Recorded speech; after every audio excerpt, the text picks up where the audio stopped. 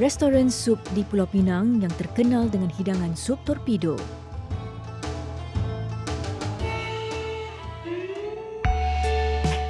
Kehalusan seni anyaman mengkuang secara tradisional menarik minat pasaran antarabangsa.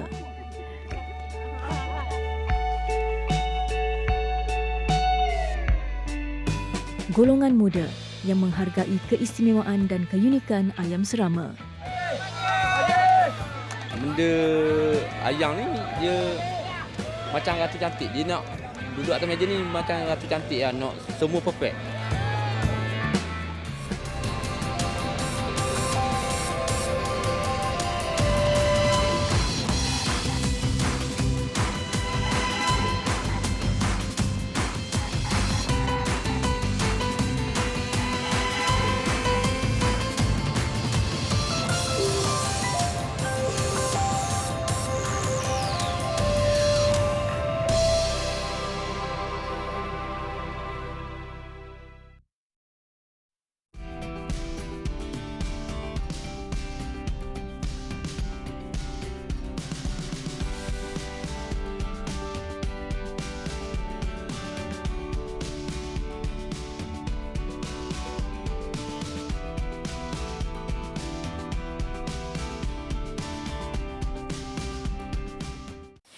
Pulau Pinang sememangnya terkenal sebagai syurga makanan.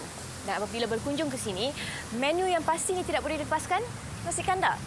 Tapi kali ini saya ingin mencuba sesuatu yang sedikit berbeza. 50 ekor ayam, 20 kg kambing, 50 kg pelbagai bahagian lembu menghasilkan sehingga 1000 mangkuk sup sehari. Inilah restoran Sup Hamid. Kedai sup terkenal di Pulau Pinang yang menarik perhatian ramai pengunjung dari dalam dan luar negara.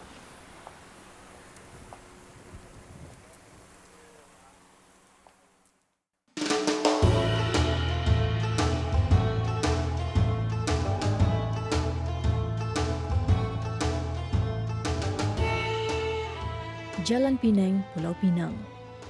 Di sini terletaknya restoran Sup Hamid sejak tahun 1990-an sehingga kini. Ia terkenal dengan kepelbagaian jenis sup yang ditawarkan kepada pelanggan. Pemilik restoran, Syahrul Hamid Kadir Ibram Shah, memulakan perniagaan ini 3 dekad lalu. Bermula secara kecil-kecilan, Sup Hamid terus berkembang sehingga ia cukup dikenali dan mempunyai ramai pelanggan tetap. Sejak dari tahun 87 di Penang saya tubuhkan perniagaan ini ya. Dari 3 roda sampai buka restoran sampai 3 biji ya. Sudah menjadi kebiasaan bagi Hamid untuk menguruskan perniagaan kedai makan seperti ini, memandangkan generasi terdahulu dalam keluarganya juga giat berniaga. Restoran ini menyediakan pelbagai pilihan makanan seperti mi goreng, nasi kandar dan roti canai. Namun, hidangan paling popular ialah sup.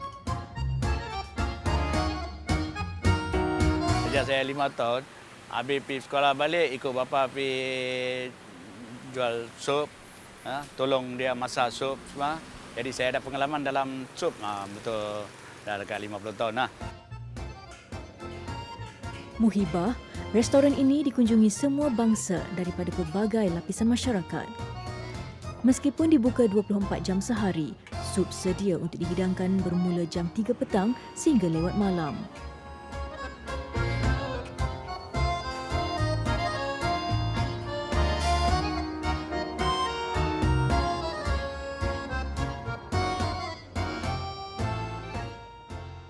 Tidak sah kalau kita datang ke restoran Sup Hamid ini jika tidak mencuba sup. Jadi ada banyak jenis sup yang disediakan di sini, tetapi ada 3 jenis yang ada di hadapan saya sekarang, iaitu sup ekor, sup lidah dan juga menu istimewanya sup torpedo. Mungkin ada segelintir orang yang tidak berapa tahu apa itu sup torpedo. Dalam erti kata yang mudah, ia adalah sup kemaluan lembu. Tapi ia hanya disediakan khas untuk golongan lelaki. Jadi saya kita fikirkan dahulu yang ini. Saya nak cuba sup ekor. Bismillahirrahmanirrahim.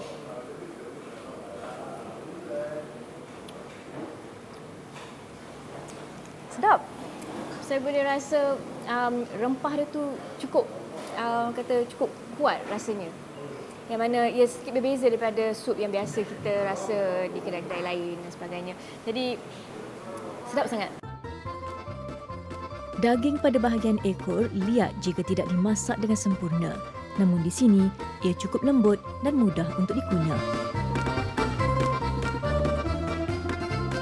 Dan sup ini sesuai untuk dimakan begini saja ataupun makan dengan nasi, dengan roti ataupun dengan mi pun boleh.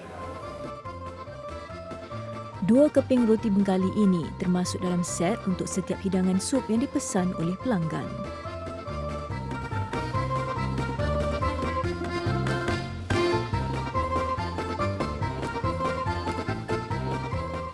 Di dalam periuk ini ialah rempah ratus untuk menghasilkan sup, iaitu resepi rahsia yang hanya Encik Hamid sahaja yang mempunyai tahu apakah rahsianya. Jadi kita nak korek sikitlah rahsia Encik Hamid. Apa antara kandungan dalam rempah ratus ni? Kandungan dalam rempah ratus ni ada ketumbar, jintan putih, jintan manis, kas-kas, lada hitam, lada putih, bunga lawang, bunga cengkeh, kayu manis, buah pelaga, semua ada. Macam-macam ada lagi. Sukatan dia ada lebih kurang. Jadi sukatan tu maklumatnya semua dalam kepala Itu lah. juga rahasia. Rahasia yang itu bukan barang rahasia. Yang sukatan dia juga rahasia. Okay. Jadi sekarang ni tak ada orang lain tahu lagi lah. Belum, saya tak bagi tahu lagi ya. 2 kilogram rempah menghasilkan 1 periuk sup. Setiap hari, restoran ini membuat sekurang-kurangnya 3 periuk. Menurut Hamid, dia belum bersedia untuk berkongsi rahsia kandungan rempah ini meskipun dengan keluarga. Dari tu bapa kita kadang-kadang itu resipi, saya ada tukar sikit lah. Bagi dia improve sikit. Jam 12 tengah hari, tukang masak sibuk menghasilkan sup untuk bekalan restoran pada hari ini. 3 periuk ini masing-masing akan menghasilkan sup lembu, kambing dan ayam. Sebelum campuran rempah sup dimasukkan, lembu dan kambing telah direbus sehingga 6 jam lamanya. Ia berbeza dengan ayam yang tidak mengambil masa yang lama untuk dimasak.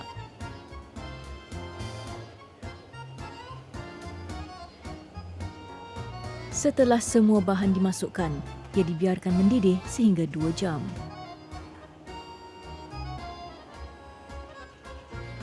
Urat, ekor, perut, lidah, torpedo dan campuran kesemuanya. Antara variasi sup dalam menu restoran Sup Hamid.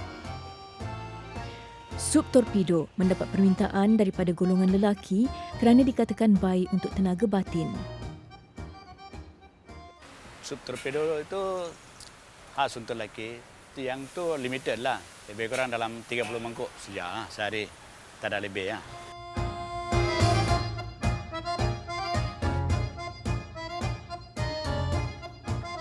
Waktu malam, khususnya hujung minggu, ialah waktu puncak di mana pengunjung membanjiri restoran ini. Namun cuaca juga memainkan peranan. Bagi setengah pelanggan, hujan rengai tidak menghalang mereka untuk menikmati hidangan sup di sini.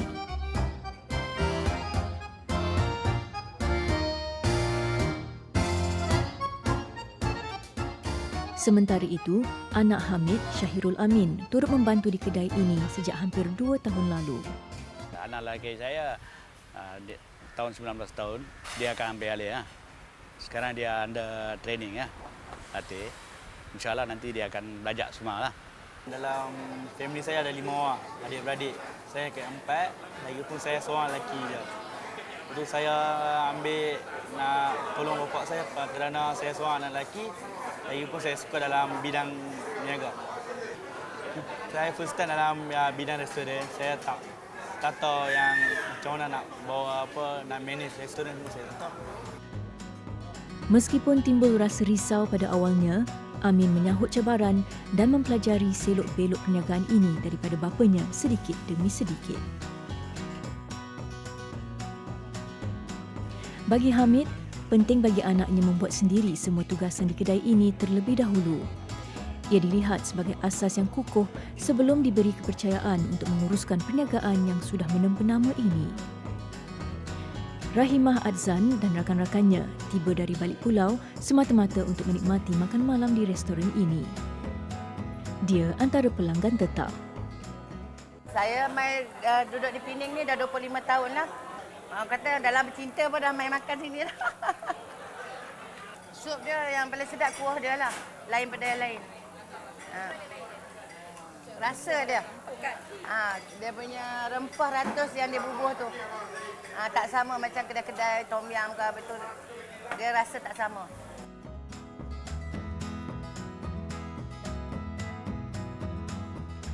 Bermula dengan menjual sup di gerai pada tahun 1987, Sup Hamid telah berkembang dari tahun ke tahun. Kini, ia mempunyai 3 cawangan di sekitar Pulau Pinang.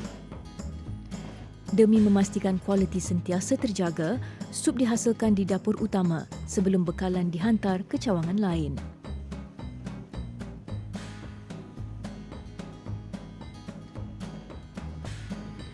Sejak pembabitan Amin dalam perniagaan ini, tugas Hamid kini telah dipermudahkan kerana anaknya menunjukkan komitmen tinggi.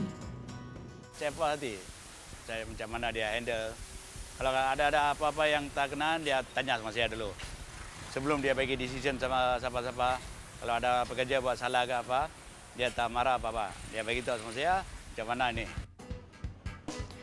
Selain membuat penghantaran bekalan, Hamid juga membuat rondaan 3 kali sehari ke setiap cawangan untuk memantau aktiviti perniagaan.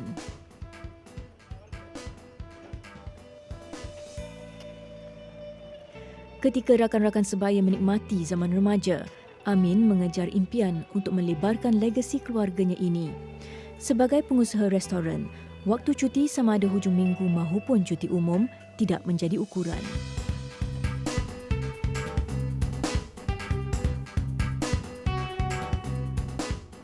Saya tak kira macam tu. Selalu saya kira kerja.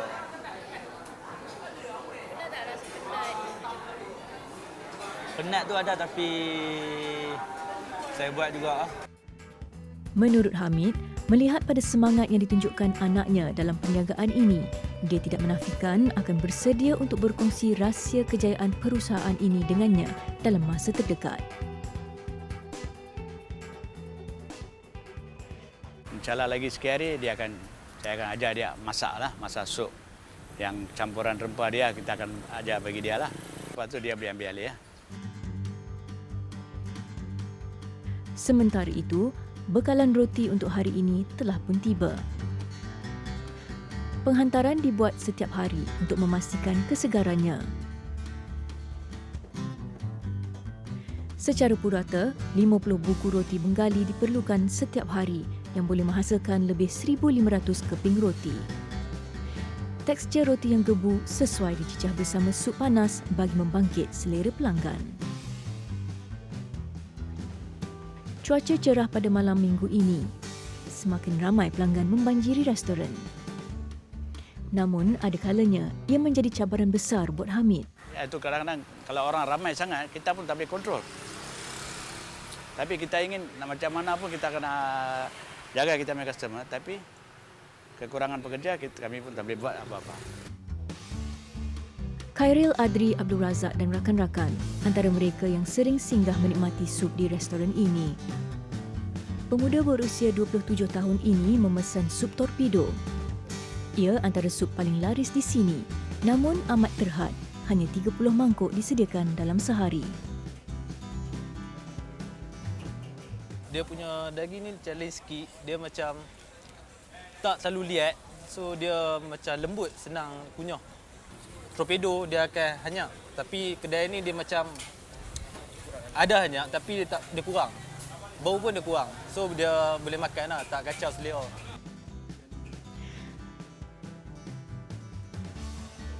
Hamid kini boleh menarik nafas lega melihat anak remajanya yang semakin cekap menguruskan restoran. Sekurang-kurangnya kini, kemasyhuran sup hasil resepi turun-temurun keluarganya ini akan terus kekal untuk dinikmati generasi akan datang.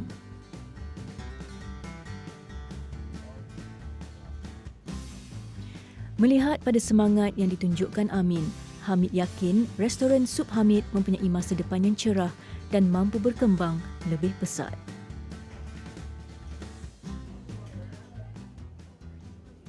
saya nak menjaga nama keluarga saya pada masa depan. Lepas tu nak jaga nama kedai, nak berbesarkan nama kedai ni.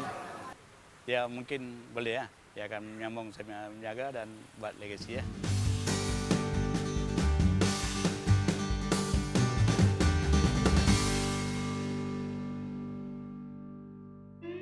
Untuk pemilihan daun mengkuang ini untuk dijadikan tikar adalah dengan memilih daun yang jenis tua.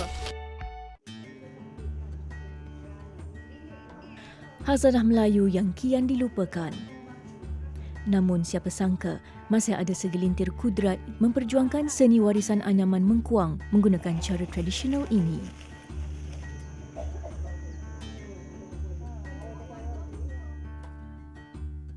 Di Kelantan ini terutamanya mempunyai pelbagai produk seni warisan yang sangat-sangat unik dan mungkin satu-satunya produk yang ada di dalam dunia yang kita perlu jaga, perlu pelihara sebaik mungkin.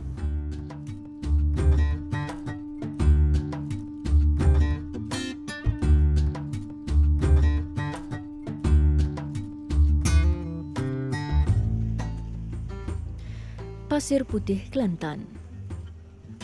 Mereka komuniti kecil yang masih meneruskan kemahiran warisan anyaman tikar mengkuang bagi mengekalkan cara hidup tradisional budaya Melayu. Berusia lewat 80-an, Siti Khatijah Mat Adam atau dikenali sebagai Mok Ngah antara perintis seni anyaman di kampung ini. Tengok daripada orang tua-tua dulu, mula-mula tu, lepas tu saya pun, makcik pun dia kita katakan pandai sendiri tu. Tengok saya kasai buat, kawan-kawan buat. Mak ngah pun buat lah, gitu. Lepas tu, lama-lama tu orang kemas pun ambil. Suruh mengajar lah. Mengajar dalam kemas tu. Masa tu lah, tahun 81 hingga 97. Menurut Mok Ngah, kemahiran dan minatnya bermula apabila saban hari melihat ibunya membuat anyaman. Malah, dalam masa kurang sebulan, dia sudah mulai mahir dengan anyaman ini.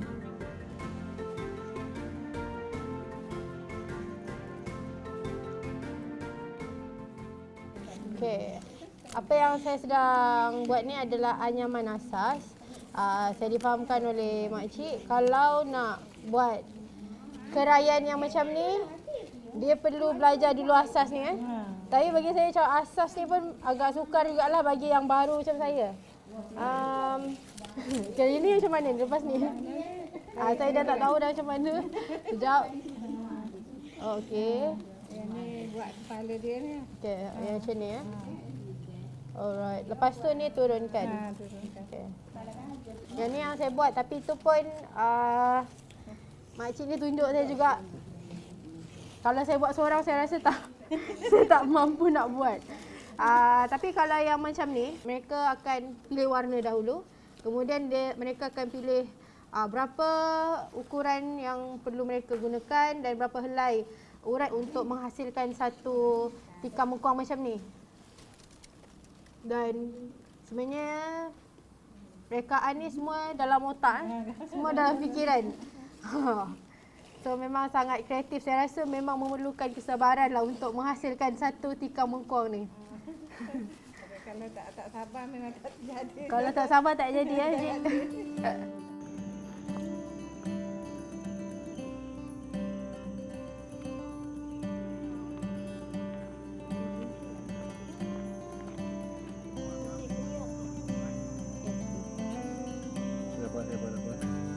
Seperti biasa, tugas buat Nur Harmoni Mat Rani dan Faridah Daud ialah mengambil daun mengkuang. Rutin ini dilakukan 3 kali seminggu. Kalau yang muda yang macam mana? Yang sana tu, yang muda tu, yang nampak putih ni. Yang ni. Itu dari sini, jauhnya. Ini je. Itu yang muda. Kenapa ni? Pacat. Pacat. Dah pacat. Okey. Untuk pemilihan daun mengkuang ini untuk dijadikan tikar adalah dengan memilih daun yang jenis tua, sebab dia lebih keras daunnya dan lebih tahan lasak lah untuk buat tikar tersebut. Tapi kalau nak cari daun mengkuang ni dia kena berhati-hati sebab kalau saya perhatikan kat sini tepi ni ada duri. Di tengah. Oh, dengan tengahnya sekali. Ya. Sekali berapa dalam seminggu tu berapa kali ambil daun? Dalam dua kali, 3 kali. Kita tengoklah kalau cepat mula dia. Disebabkan daun mengkuang tumbuh di kawasan semak, mereka perlu berhati-hati dengan haiwan berbisa.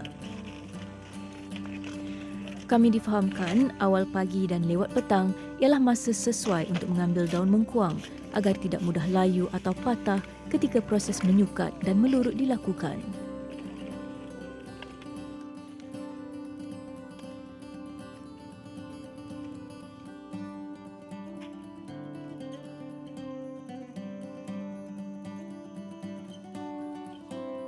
Hampir seminggu mereka menghabiskan masa memproses daun mengkuang sebelum ia sesuai digunakan dalam seni anyaman. Ketelitian dan kesabaran perlu ketika melakukan kerja-kerja pemprosesan daun mengkuang ini. Seni warisan ini kian pupus. Permintaan pelanggan juga tidak seperti dahulu. Namun, ketelitian hasil kerja Mak Ngah masih mampu menarik segelintir pelanggan untuk terus setia.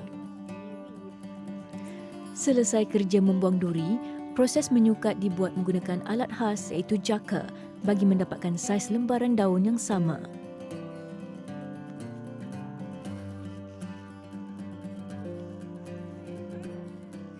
Biasanya selepas diikat macam ni, makciknya kata akan direbus dekat periuk tu lah sehingga dia bertukar warna menjadi perang. Kemudian dia akan direndam selama 2 malam. Barulah dikeringkan. Baru dijemur. Baru dijemur Kalau bilah ni besar macam ni dah 2 hari. Kalau bilah halus gini sama sehari pun dia kering. Oh, maksudnya kalau bilah kecil yang macam ni sehari dah boleh kering, tapi yang ni 2 hari. 2 hari kering kalau yang besar ni. Ibu kepada 5 orang anak, Nik Asyah Nik Cik, ialah generasi ketiga yang mengekalkan warisan anyaman mengkuang ini. Bermula dengan sekadar membantu ibunya, Mok Jah menganyam tikar, kini ia menjadi sumber pendapatan buatnya. Bagi mendapatkan warna sekata pada anyaman tikar, daun mengkuang direbus terlebih dahulu. Ia bertujuan melunturkan warna asal daun tersebut.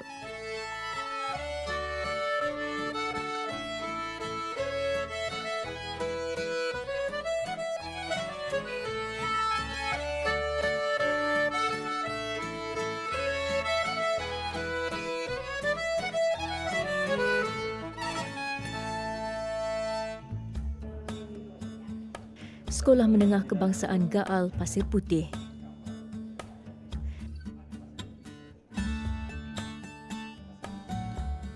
Berkhidmat hampir 7 tahun, Muhammad Nazifi Ismail antara insan yang mencintai seni warisan dan kebudayaan Melayu.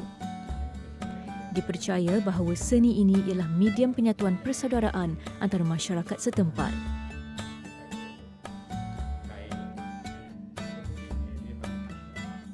Perlu memelihara seni warisan bangsa Malaysia ini sebaik mungkin, dan ini merupakan tanggungjawab kita sebagai Malaysia untuk nak jaga keunikan, untuk nak jaga ketinggian ataupun keaslian produk-produk yang kita ada di Malaysia. Semua ni artis yang masyhur seluruh dunia. Lebih sedekat, dia terbabit membantu penggiat seni anyaman dalam memartabatkan khazanah itu ke persada antarabangsa.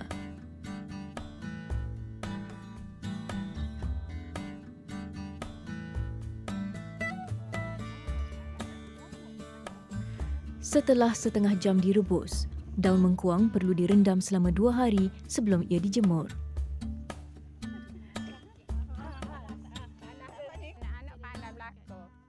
Anak-anak pandai berlakon. Dia minat ke? Minat pandai lah. Kalau tak minat, tak pandai. Anak 3 perempuan tu pandai berlakon. Anak-anak saudara tu pandai berlakon. Daun mengkuang yang telah direndam perlu dijemur sehingga benar-benar kering.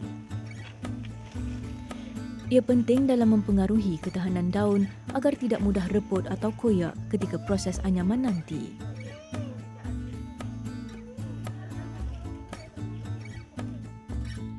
Pengusaha ataupun penggiat kraf ini terdiri daripada orang-orang yang agak berumur dan tidak disertai oleh generasi muda. Anyaman tikar berkait rapat dengan kehidupan masyarakat Melayu pada zaman dahulu. Namun khazanah ini perlu dimartabatkan agar tidak pupus ditelan zaman demi identiti bangsa Malaysia. Tumpat Kelantan. Kami berkesempatan ke rumah Asmah Abdullah yang masih mengekalkan seni buluh sebagai hiasan pada dinding rumahnya. Sebagai perintis seni anyaman, dia perlu menjaga warisan ini agar kekal sehingga generasi cucu cicitnya.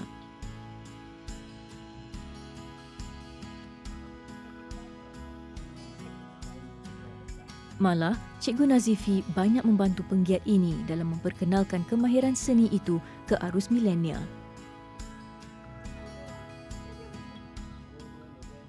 Pengusaha ataupun penggiat kraf ini terdiri daripada orang-orang yang agak berumur dan tidak disertai oleh generasi muda. Kita kena beri keyakinan kepada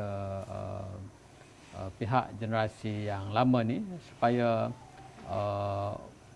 mempunyai keyakinan diri bahawa mereka perlu bertahan ataupun perlu meneruskan membuat barang-barang warisan ni. Demi memelihara seni ini, Cikgu Nazifi menjadi orang tengah dalam mengkomersialkan seni anyaman ini agar mendapat tempat dalam industri perhotelan dan pelancongan. Punca dia tu pasal bila kita buat pergi sana, orang lain pun akan ngakak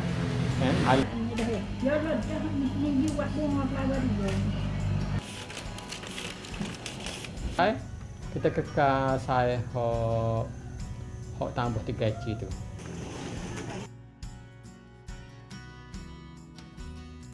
Setelah daun benar-benar kering, proses mewarna dilakukan dengan mencelur daun di dalam air mendidih yang dicampur dengan pewarna khas selama lebih kurang 20 minit.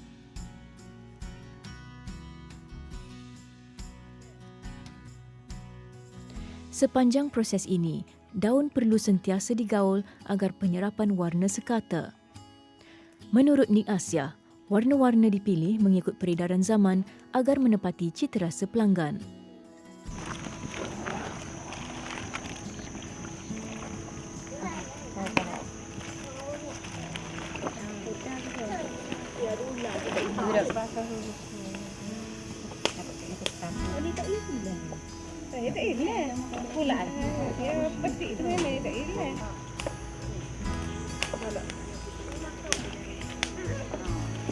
Kan.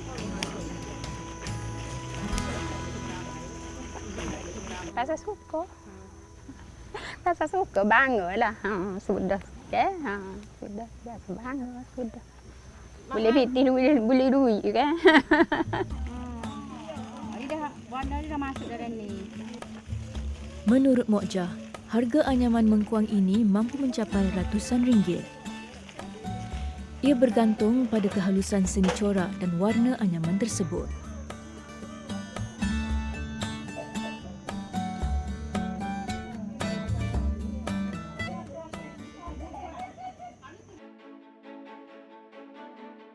Kuala Lumpur. Hampir setahun bekerjasama dengan syarikat swasta ini, Cikgu Nazifi bertemu dengan pereka hiasan dalaman Andy Hall.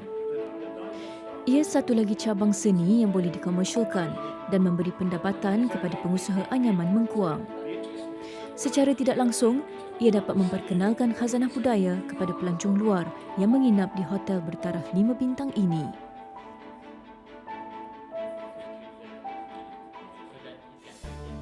Particularly in Kuala Lumpur and Malaysia in general, we're trying to use as many of the local stories, the local crafts as much as we can. Because we want to give our hotel a sense of place. This is a Malaysian hotel in Malaysia, right? So there's a story, there's a backstory to everything that we do. And as a guest travels through this hotel, be it from the arrival sequence, up and including into the rooms, there are stories all related to crafts from Malaysia and from the local region.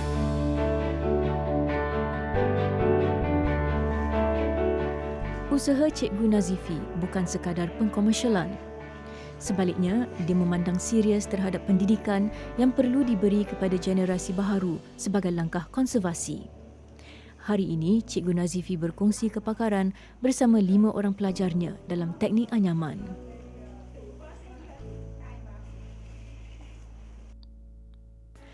Lebih sedekat memartabatkan warisan ini, perjuangannya belum selesai.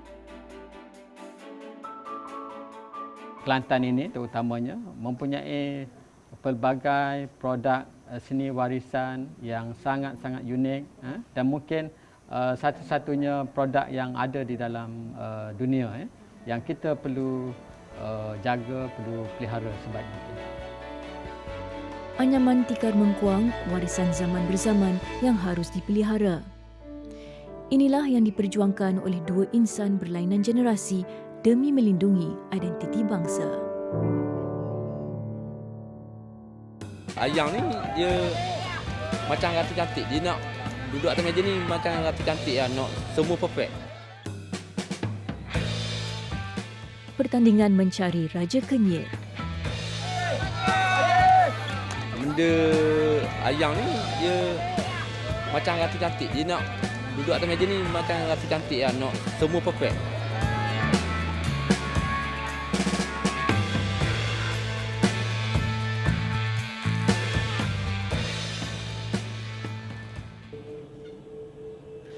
Shah Alam, Selangor. Beginilah rutin harian Muhammad Syawal Takib. Reban ini menjadi persinggahan wajib baginya setiap hari demi memastikan ayam peliharaannya diberi perhatian secukupnya.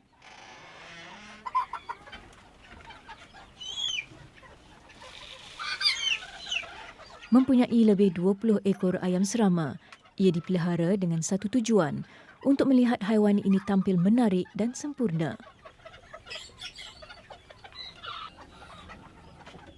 Berusia 30 tahun, Syawal bertugas sebagai pegawai penyelidik. Minatnya pada ayam serama bermula setelah tertarik dengan keunikan ayam ini. Dalam masa seminggu, ayam harapan Syawal ini bakal dipertandingkan. Syawal sebagai orang baharu dalam aktiviti tersebut berdebar menanti hari melihat ayamnya bersaing dengan ayam serama dari dalam dan luar negara. Perbezaan ketara lah daripada ayam serama dulu dengan ayam serama sekarang ni dari segi bentuk badan. Kalau ayam serama tahun awal 2000 dahulu, ayam ni bentuk dia bulat. Ayam kata bulat, berbulu lambak dan kaki dia rendah. So bezanya dengan ayam serama sekarang ni, kita boleh tengok ayam ni dia punya bulu lebih rapat, dia lebih tinggi dan dia punya kedudukan dia pun berbeza lah. Ayam ni lebih kecil daripada yang dulu. Dia punya dari segi bentuk tubuh tu. Pertukaran bulu pelepah boleh dilakukan terhadap ayam serama untuk sentiasa nampak kemas dan bersih. So kita akan buat ni untuk gantikan ekor-ekor yang rosak lah. So kalau semua rosak maknanya satu set kena tukar. So macam ayam ni memang semua ni hujung-hujung dia rosak. Kita boleh tengok dekat semua ni. So kalau macam ni kita kena ganti dah semua. So kalau nak tukar ni jangan risau lah, ayam memang tak sakit sebab kita ambil je dekat bulu je. Kita ganti dekat bulu je, kita tak cabut bulu dia. Untuk ekor ayam yang kita nak tukar ni, kita akan ambil bulu sayap ayam yang meluruh. So daripada bulu sayap ni kita boleh tengok satu ruang di hujung ni ada ruang kosong. So ruang kosong ni kita akan gunakan sebagai straw ataupun penyambung untuk menggantikan bilah-bilah ekor ayam yang rosak ni.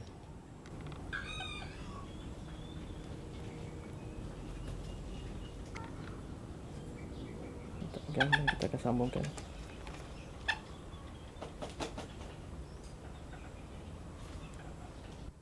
Pada mulanya sekitar tahun 1999, bapa dan pakcik saya telah membawa sepasang anak ayam serama So apabila pertama kali saya melihat anak ayam serama ni, saya tengok dia kecil dan gaya dia tu menarik. So dari situ saya terus minat dengan ayam serama ni. Bapanya ialah individu penting yang memupuk minat Syawal terhadap ayam serama. Benda ni dah lama lah, tapi masa tu belum serius lagi lah, tak berapa tu sangat lah. Cuma main suka begitu je lah. Akhir ni barulah dia nampak serius sikit untuk main ayam serama. Hari pertandingan semakin hampir.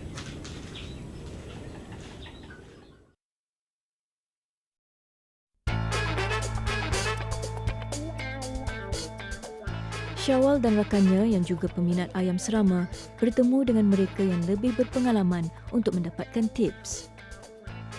Bernaung di bawah Persatuan Serama Lembah Kelang, di kediaman milik Azhari Ismail atau mesra dengan panggilan cikgu inilah mereka berkumpul tiap kali hadirnya pertandingan besar.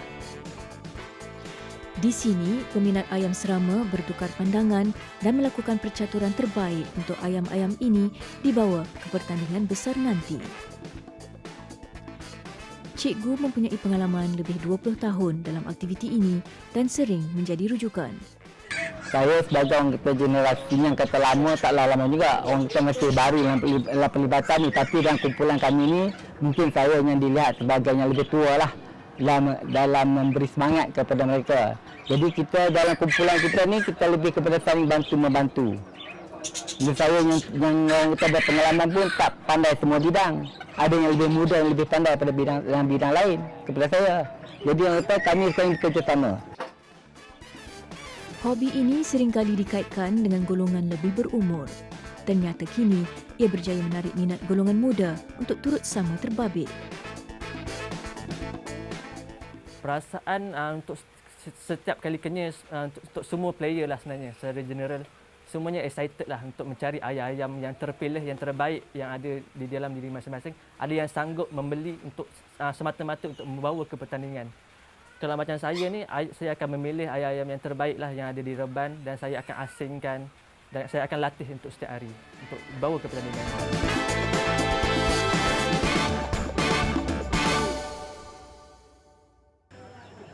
Tasik Kenyir, Terengganu. Hari ini merupakan hari yang ditunggu-tunggu oleh peminat ayam serama dari seluruh pelosok tanah air termasuk dari negara jiran. Syawal dan rakan-rakan tidak bertanding secara individu tetapi membawa nama persatuan ke pertandingan ini. Minit-minit akhir digunakan dengan sebaiknya untuk memastikan ayam mereka bersedia untuk beraksi di pentas terbesar ini. Masing-masing semua tengah bersemangat untuk menyediakan ayam dalam keadaan yang terbaik untuk dihadiri sebentar lagi. Harapan tu memang ada sebab kita dah lama prepare yang kita dah bela daripada kecil, daripada dia baru menetas kita dah bela, kita dah jaga dia dengan sebaik mungkin, kita telah latih dia hari-hari. Dan bila tunggu hari pertandingan macam Kenyir ni, memang kita rasa excited lah sebenarnya untuk masuk ke pertandingan ni. Kalau kata saingan memang hebat. Ini macam saya kata tadi lah, semua orang akan bawa ayam yang terbaik. Kita ada grup dari Kedah, kan? Orang kata champion daripada Kedah, champion daripada Kelantan, champion daripada Terengganu, Johor lagi, daripada Kuala Lumpur. Jadi di sinilah mereka kita paksa bertanding dalam orang kata antara ayam yang terbaik. Pertandingan ayam serama telah mencapai tahap antarabangsa setelah menarik minat masyarakat luar. Biasa Vietnam ada ni. Vietnam ada ayam macam ni. Vietnam pun ada. Macam ni Vietnam ada main bulan 8 sudah. Macam Malaysia sekarang. Sini orang kata semua orang nak datang. Siapa pegang Raja Kenyir, siapa yang menang sebagai Raja Kenyir pada detik ini, namanya kekal setahun. Akan jadi sebutan. Bukan setakat di Malaysia, sampai ke Thailand, pada negara-negara jiran yang datang lah. Sebab itu semua orang berebut untuk menjadi juara dalam pertandingan dia sebagai Raja Kenyir ini. Lebih 400 peserta mempertaruhkan ayam terbaik mereka untuk dinobatkan Raja Kenyir. Pertandingan bermula. Hanya 75 saat diberikan bagi ayam-ayam ini beraksi mengikut kategori masing-masing. Untuk hari ini kita pertandingan macam biasa 8 kategori. Untuk serama A untuk 350 gram ke bawah, serama B 351 gram ke atas, serama tanpa lawi yang tak ada lawi, lepas tu serama muda, serama remaja, serama anak A, serama anak B dan serama induk. Dia semua dalam 8 kolom. Dia ada kolom untuk gaya, untuk tubuh, untuk ekor, untuk sayap, untuk bulu, kepala balung, lepas tu kaki dan warna. Debaran tidak dapat digambarkan bagi Syawal apabila giliran ayam harapannya pula dinilai oleh pengadil.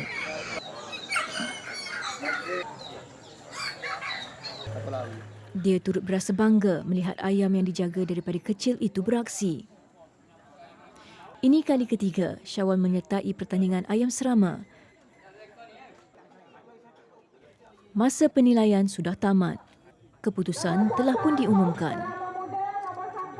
Kami rasa juga berpuas hati kerana hasil usaha anak-anak reban kami berjaya juga boleh taguh hati.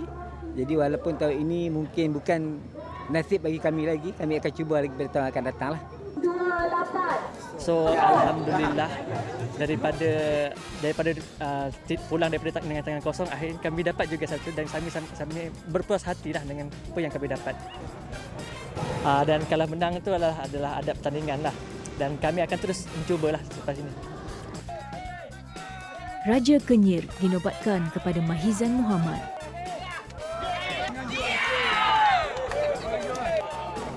Kita tak jangka benda tu, tapi atas perfect ayang, kecantikan ayang tu. Sebab benda ayang ni dia macam ratu cantik. Dia nak duduk atas meja ni macam ratu cantik lah. Nak semua perfect. Kalau kita buat semua perfect, atas gaya dia je lah. Bukan wang ringgit yang dikejar, tetapi kepuasan melihat ayam serama miliknya beraksi. Hasil galakan golongan lebih berpengalaman, Syawal percaya nilai kesenian dan kecantikan ayam serama dapat dipelihara untuk masa akan datang.